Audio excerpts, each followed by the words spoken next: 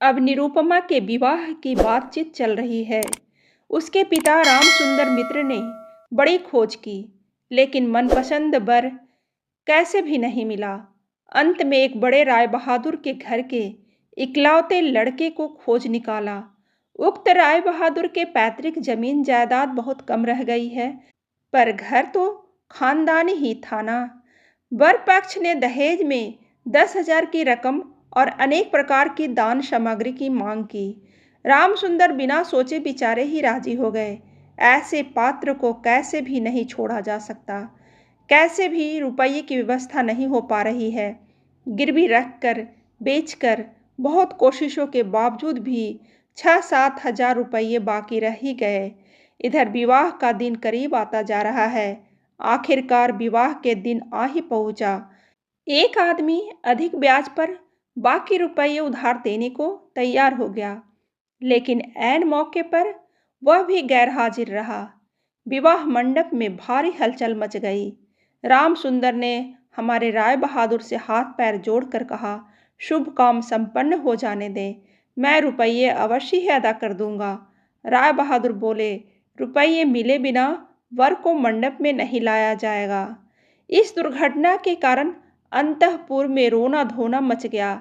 इस बड़ी विपत्ति का जो मूल कारण है, वह विवाह की लाल चोली साड़ी पहने, गहना पहने, माथे पर चंदन चुपड़े चुप बैठी है।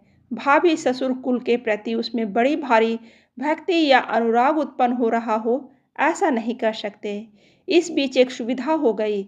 सहसा ही वर अपने पितृदेव के प्रति बेअदब हो गया।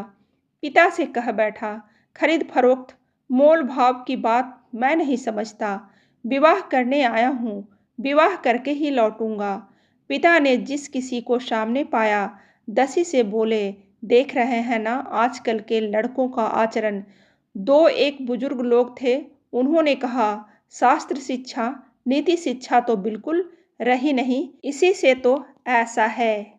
वर्तमान शिक्षा का विषम फल अपनी संतान में प्रत्यक्ष देख राय बहादुर हतोत्साहित होकर बैठ गए।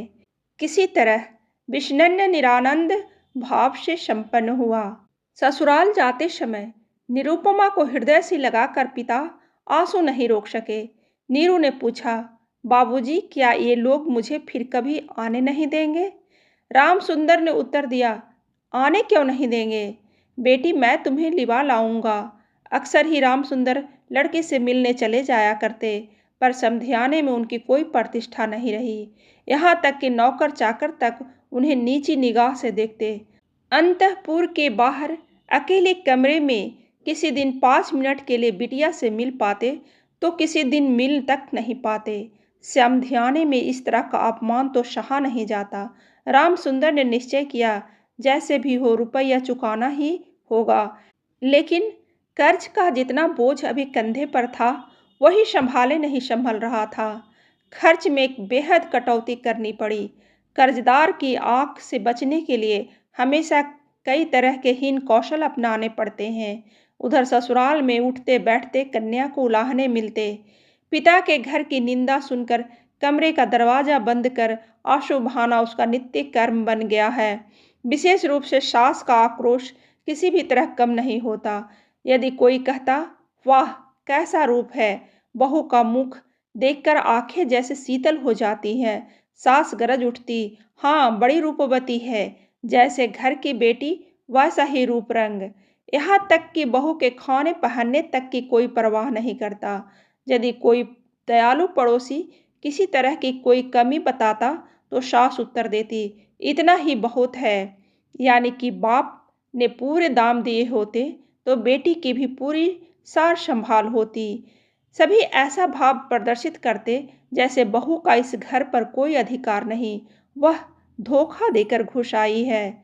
शायद कन्या के अनादर अपमान की ये सारी बातें कानों कान अंत में रामसुंदर तक पहुंची होंगी।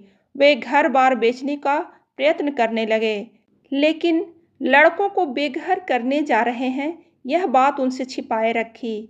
उन्होंने निश्चय किया, घर बेचकर फिर उसी घर को किराए पर ले लेंगे। ऐसे कौशल से चलेंगे कि उनके मरते दम तक यह बात लड़के जान तक नहीं पाएंगे। लेकिन लड़के जान गए।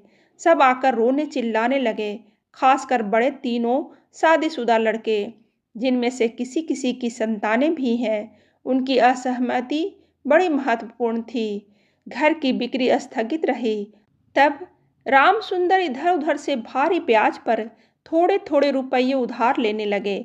इसका नतीजा यह हुआ कि गृहस्थी का खर्च चलाना मुश्किल हो गया। नीरू पिता का मुख देखकर सब कुछ समझ गई। वृद्ध के पके केश, सूखा चेहरा और सदा संकुचित भाव से दैन्य और दुश्चिंता प्रकट हो गई।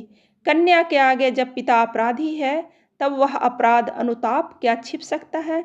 जब समझाने की अनुमति के क्षण भर के लिए कन्या से साक्षात्कार होता, तब पिता की छाती कैसी फट रही होती, यह उनकी हंसी देखकर ही अनुमान हो जाता। नीरू उस व्यथित पितृहृदय को सांत्वना देने कुछ दिन के लिए मायके जाने को अत्यंत अधीर हो उठी। वह पिता का म्लान मुख देख अब दूर नहीं रह सकती थी। एक दिन रामसुंदर से बोली, बाबूजी, मुझे एक बार घर ले चलो। रामसुंदर ने कहा, अच्छा, किंतु उनका कोई जोर नहीं। अपनी पुत्री पर पिता का जो स्वाभाविक अधिकार होता है, वह जैसे दहेज के रुपयों के बदले गिरवी रख दिया गया हो। यहाँ तक कि अत्यंत संकोच के साथ पुत्री से मुलाकात की भीख मांगनी होती और उसमें कभी कभी निराश होने पर भी दूसरी बार कुछ कहने का मुख नहीं रहता। किंतु पुत्री ने स्वयं मायके आना चाहने पर पिता उसे न लाकर कैसे रह सकता है। इसलिए समधी के पास इस आशय की अर्जी पेश करने से पहले रामसुंदर ने कितनी दीनता, कितने अपमान, कितने नुकसान सहकर जो 3,000 रुपये संग्रह किए, उस इतिहास का गोपनीय रहना ही भला है। वे कुछ नोटों को रुमाल में लपेट चादर में बांधकर समधी के निकट जा बैठे। पहले हंसते हुए मोहल्ले की चर्चा छेड़ी। हरे कृष्ण के घर में बड़ी भारी चोरी हो गई। उसका अद्योपांत विवरण का सुनाया। नवीन माधव और राधा माधव दोनों भाइयों की तुलना करते हुए राधा माधव की विद्या, बुद्धि, स्वभाव की प्रशंसा और नवीन माधव की निंदा की। शहर में एक नए रोग का आगमन हुआ। इस विषय में अनेक अजीबोगरीब आलोचनाएं की। अंत में हुक्का जमीन पर रखते हुए बातों ही बातों में बोले, अरे हाँ समधी जी, दरअसल वे रुपये तो बाकी रह गए हैं। रोज ही सोचता हूँ आते हुए कुछ साथ लेता आऊँ, लेकिन समय पर ध्यान ही नहीं रहता। अरे भाई, बूढ़ा जो हो गया हूँ। ऐसी एक लंबी भूमिका बांधते हुए अस्थि पिंजर की 3 अस्थियों के समान 3 नोटों को अत्यंत सहज भाव से, अत्यंत लापरवाही से बाहर निकाला। केवल 3,000 के नोटों को देखकर राय बहादुर ने ठहाका लगाया। बोले, रहने दीजिए समधी जी, इसकी मुझे जरूरत नहीं।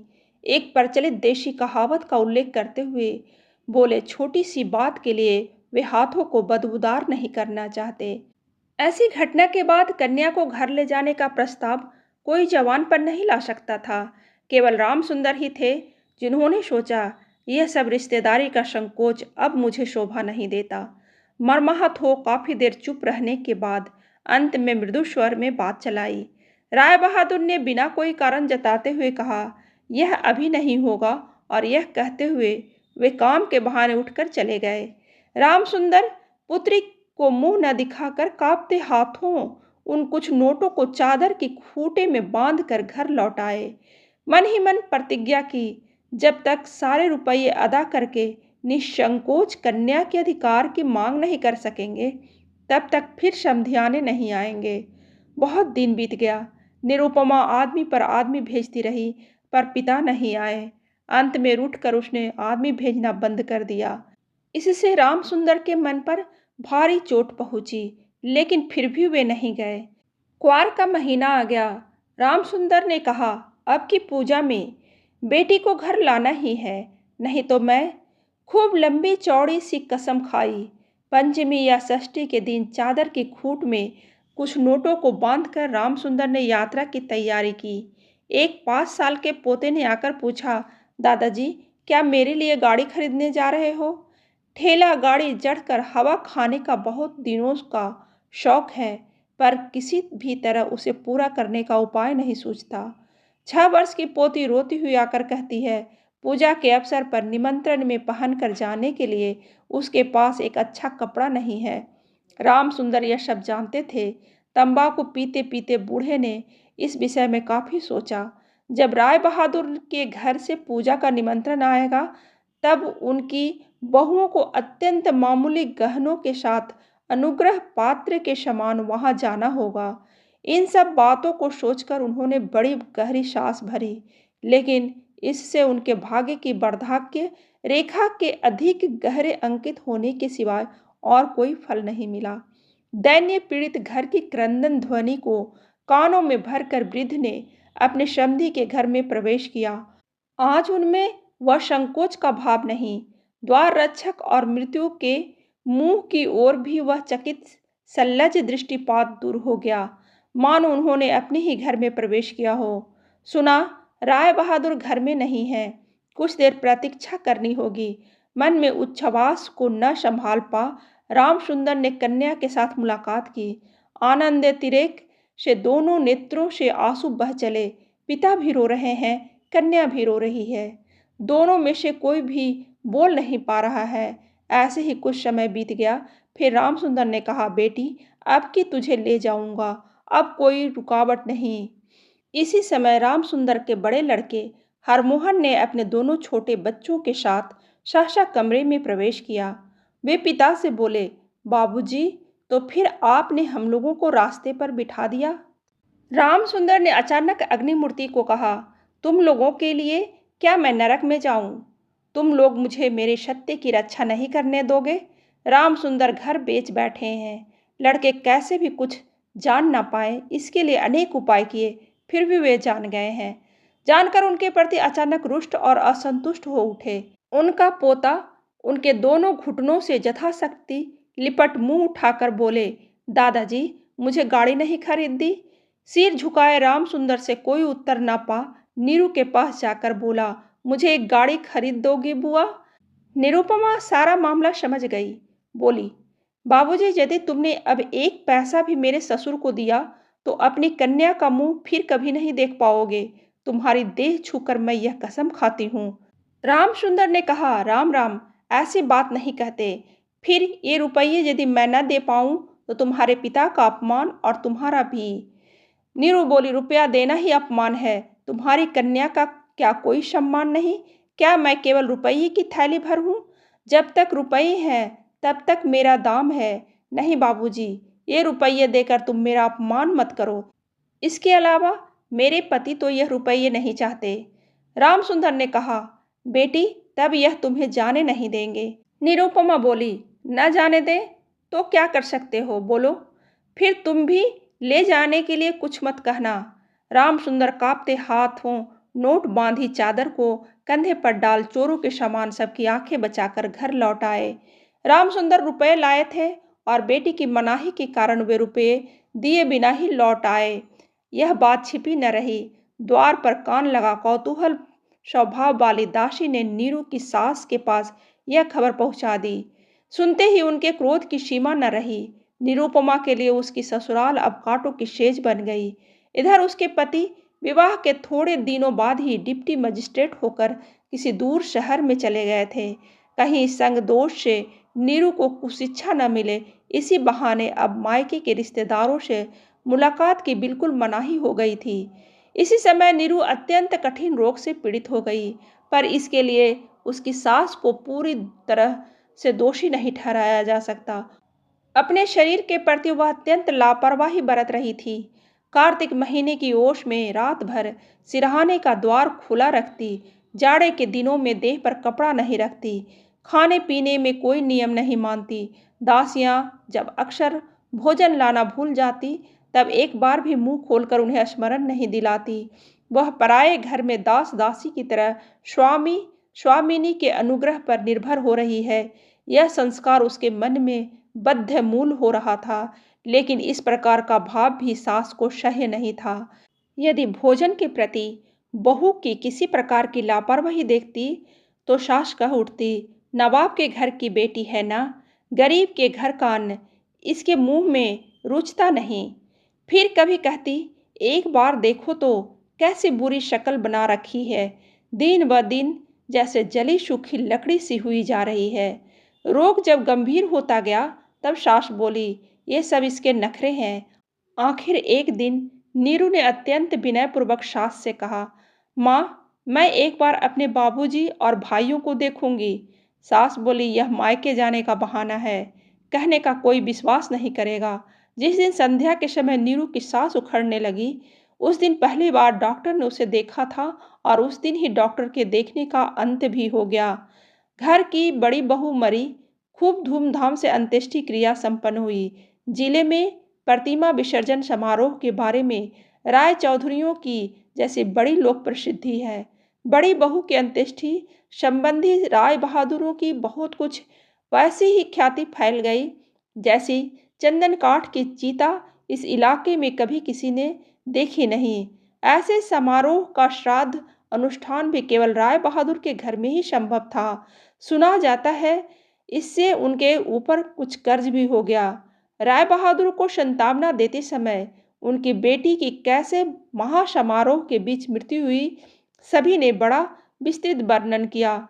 इधर डिप्टी मजिस्ट्रेट का पत्र पहुंचा। मैंने यहाँ सारा बंदोबस्त कर लिया है, इसलिए मेरी पत्नी को फौरन यहाँ भेज दें। राय बहादुर की श्रीमती ने लिखा, बेटा, हमने तुम्हारे लिए एक दूसरी लड़की का रिश्ता तय कर लिया है, इसलिए छुट्टी लेकर फौरन आओ। इस बार 20,000 का दहेज और हाथों हाथ अदायगी होगी। कहानी अच्छी लगे तो लाइक जरूर करें और ऐसी ही कहानी सुनने के लिए सब्सक्राइब बटन दबाइए।